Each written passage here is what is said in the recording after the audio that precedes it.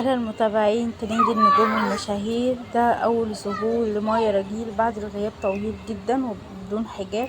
طبعا كلنا عارفين الممثلة الجزائرية مايا رجيل دايما بتثير الجدل واسع جدا على مواقع التواصل الاجتماعي، وكان بقالها فترة مختفية لأنها كانت محجبة في الأول، وده أول ظهور ليها بعد اختفائها بدون حجاب.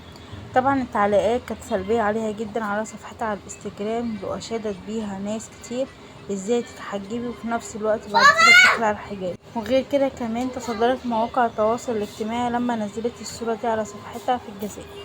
طبعا انا بنزل لكم كل الاخبار وكل الترندات. هي دلوقتي ترند في الجزائر وده اول ظهور ليها، لانها دايما بتثير جدل واسع على مواقع التواصل الاجتماعي. اشوفكم على خير في فيديو جديد مع ترند النجوم المشاهير.